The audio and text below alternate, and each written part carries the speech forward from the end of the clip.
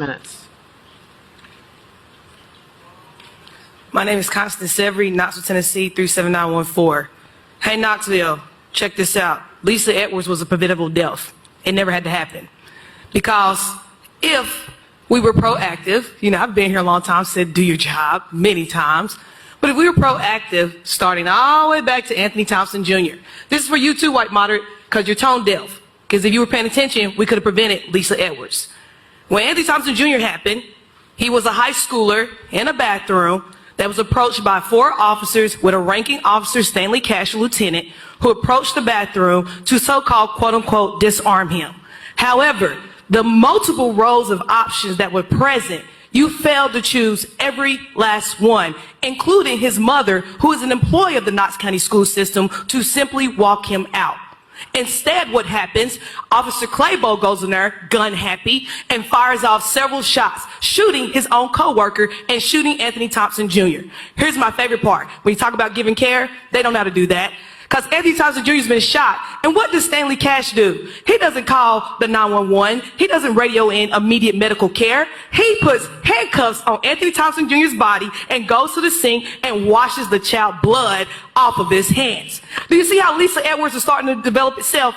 Let's go a little farther. The body counts. Let's not forget, we fought India for those body counts. We made her commit on her last campaign to do it. And then Amelia, myself, and Z, and Rick Roach, and many others stood here for a year after that commitment and demanded those body cameras continue to come through. Mind you, they chose the cheapest ones that was available. We saw 3 different ones. There was one that was really good, great quality, and given I'm a taxpayer for my tax dollars, I wanted the best thing, but you gave us the cheapest version. However, we'll go forward. Those body cameras also called Trinity Clark being sexually assaulted. They also called Robert Bailey with the supposed tail light / headlight that was never ever actually out or broken or busted, so probable cause has already failed this standard. But we've seen before how the conflicting coroner reports where the hospital said he died of a heart attack, yet Charm Allen said he died of a drug overdose. Are you seeing how Lisa Edwards continues to happen?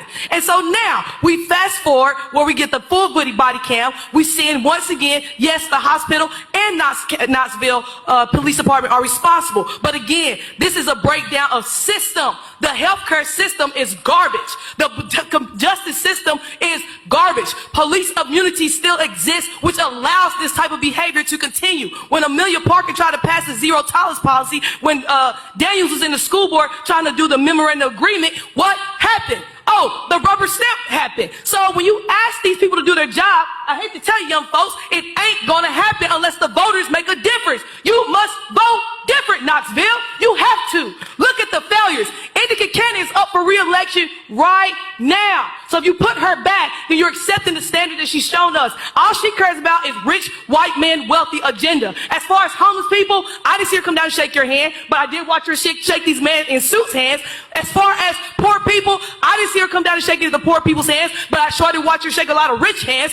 As far as housing and other things that we're struggling in our community, I didn't watch her shake anyone that represents the community, but I sure did watch a whole lot of rich hands. So when you talk about things like Tommy Smith and what we're going to do, I sure have watched you do a lot of recall for Randy Boyd's baseball stadium, but when people need fences to protect their property, we got a problem with that. That is why I am running Knoxville. It is a must that we talk about the issues. While India talks about baseball parks, I'm going to be talking about homelessness. While she talks about speed bumps and sidewalks, I'm going to be talking about affordable housing. While she talks about whatever wealthy agenda like the pedestrian walkway, I'm going to be talking about this police department and New Orleans Police Department finest, the most corrupted police department in the world, a lawyer as well who took a job down here, and we still don't know how he got hired in the first place. We will be talking about how he needs to be fired immediately from his job, and I don't care what he goes get to get his job back. He will not be the police chief of Knoxville under my administration nor my command. Hey Gwen, when you gonna speak up for the black people? I watched Seema, I watched Amelia, you didn't say a word. Oh, that's because you're too busy helping rich men take over property instead of addressing things like that guy from the Greyhound bus station that was stuffed in the closet that the same police department and the district attorney have deemed as an unsuspicious death.